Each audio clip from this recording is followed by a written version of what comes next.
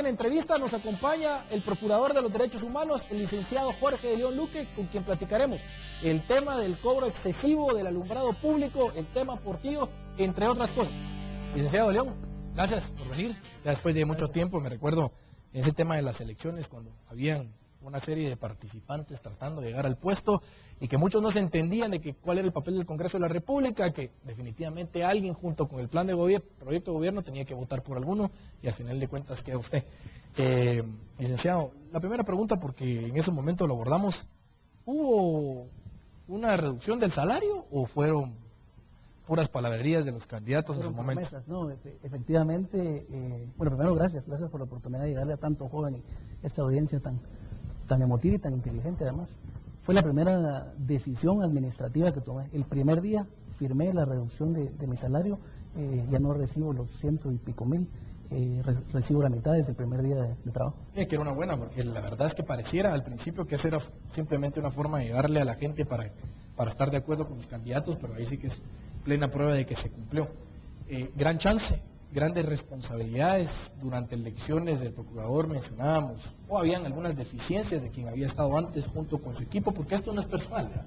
Es institucional, pero es lógico que alguien tenía que estar a cargo del tema. Usted agarra las cosas y se da cuenta que es complicado, digamos, ¿cuál ha sido el reto hasta ahora en la labor de la Procuraduría?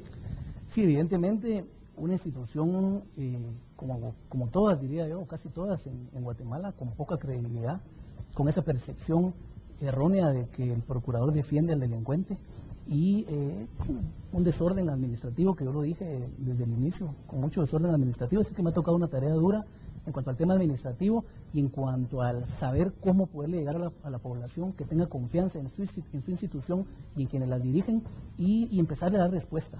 Ser procurador de los derechos humanos en Guatemala obviamente no es igual que serlo en Suiza o en Suecia, así es que hay muchísimo trabajo, muchísima conflictividad, pero vamos poco a poco logrando algunas de las metas que nos propusimos. Y yo diría ya, hoy estamos ya a punto de cumplir un año de gestión, muy optimistas de la institución del procurador, pero preocupado por la realidad nacional. No, y lo que es bueno es que de alguna forma hay que cambiarle la percepción a la gente de lo que es la Procuraduría de los Derechos Humanos y fortalecer dicha institución y quien esté ocupando el cargo, porque era una institución que pareciera, usted lo acaba de decir, de que estaba a cargo de defender los derechos de los que cometen los delitos, que matan a la gente todos los días, que son los delincuentes.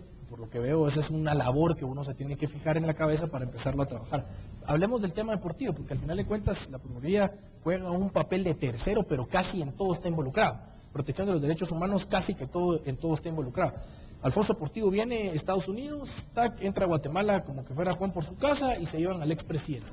Muchos alegatos de parte de la defensa, de las autoridades guatemaltecas, donde no se ponían de acuerdo, y hasta el día de hoy incluso argumentan de que el expresidente Portillo, a pesar de haber sido llevado, se viola sus derechos humanos y que él está sufriendo, digamos, algunos problemas de salud. ¿Qué tiene usted o qué versión tienen ustedes con respecto al tema? En el caso del expresidente Portillo recibimos 3 denuncias muy puntuales en relación a su extradición, a si se había o no cumplido con el debido proceso, en la forma en que, digamos, administrativamente la Cancillería, que era la responsable, lo había llevado. Estábamos a la espera, hemos tenido un atraso en cuanto a esa resolución porque estamos a la espera de un informe médico que se tiene que rendir de parte de Estados Unidos, del cónsul, muy puntualmente. Aquí lo que sucede es que al parecer ha habido una negativa de parte del expresidente Portillo de dar a conocer esos informes. Lo que sucede en Estados Unidos es que les realizan los exámenes médicos, pero la persona puede decidir si se hacen públicos o no. Y al parecer él ha decidido que no quiere, pero remontémonos a quien estaba a cargo de la Procuraduría en su momento, el licenciado Sergio. Se argumentaba como parte de la defensa de que no se había hecho, digamos, un dictamen de parte de la Procuraduría para poder, al final de cuentas, el presidente Colón haber firmado la extradición. O sea, en eso se basó también la defensa. Lo que hemos visto en cuanto a los informes y todo es que la extradición estaba firme.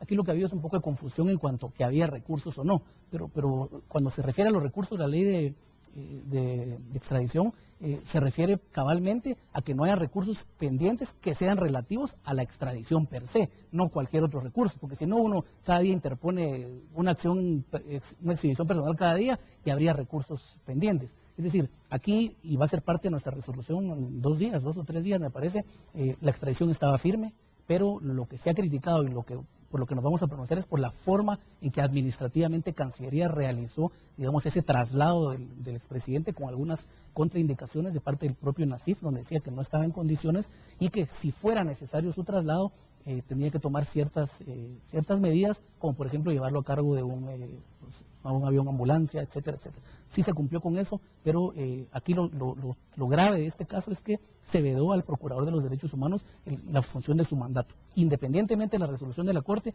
porque ahí la resolución de la Corte establece que podemos y debemos verificar incluso en Estados Unidos. Hay un principio constitucional por excelencia que es la extraterritorialidad. El Procurador no tiene extraterritorialidad, por eso incluso decidí no ir a Nueva York, sino hacerlo a través del canal de Cancillería, que es la representación del Estado en el exterior. Así es que, yo aclaro diciendo el hecho de que hay que mencionar que Estados Unidos, cuando yo menciono que entró como Juan por su casa, es porque por lo menos los medios o las autoridades guatemaltecas tenían miles de versiones, no se sabía si ellos habían entrado con permiso, si no entraron con permiso, pasaron chocando carros en el camino al aeropuerto, golpean a un periodista, no dejan que el procurador pueda acercarse a la víctima, o sea, entonces uno también se queda en aquella nebulosa de cómo fueron que funcionaron las cosas, pero bueno, ahí sí que esas son las autoridades que tenemos, eso nos tenemos que apegar y creerles, como diría el ciudadano, de que lo que están haciendo está bien. Hemos visto, muy sorpresiva la noticia, de que efectivamente la Procuraduría denuncia a 55 corporaciones municipales que elevan la tasa del alumbrado eléctrico. El problema aquí es, y eso me parece excelente, porque hace cuánto, me imagino que ahora lo están sacando a luz, hace cuánto vienen los alcaldes y las corporaciones municipales cobrando esa tasa a su antojo. Es decir, porque la gente cuestiona incluso ahorita que el alumbrado público es más caro que lo que pagan en su vivienda. Y prueba de ello es de que puede ser que los alcaldes, aunque yo no puedo dar certeza de ellos, de que ellos cobran en esa tasa, incluso algunas otras cosas como la luz de los mercados, como las bombas de agua que les funcionan a ellos, y el guatemalteco dice, ¿cómo es eso que en mi casa me sale a mí 40 quetzales y tengo que pagar 150 por el alumbrado público?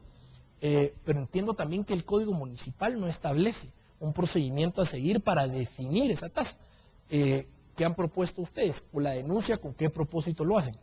Aquí fundamentalmente son dos cosas. Primero, lo ilegal de que una municipalidad se atribuye al poder cobrar un impuesto, porque eso es realmente lo que hace, cuando eso solo el Congreso lo puede aprobar.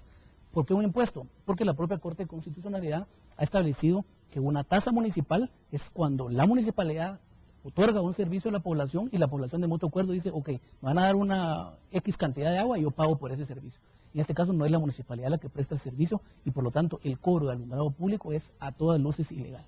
Hay gente que ni siquiera tiene luz en sus casas, pero les cobra, no hay ni siquiera foco. Y los que están en el alumbrado público no funcionan. Y la otra es que es muy desigual.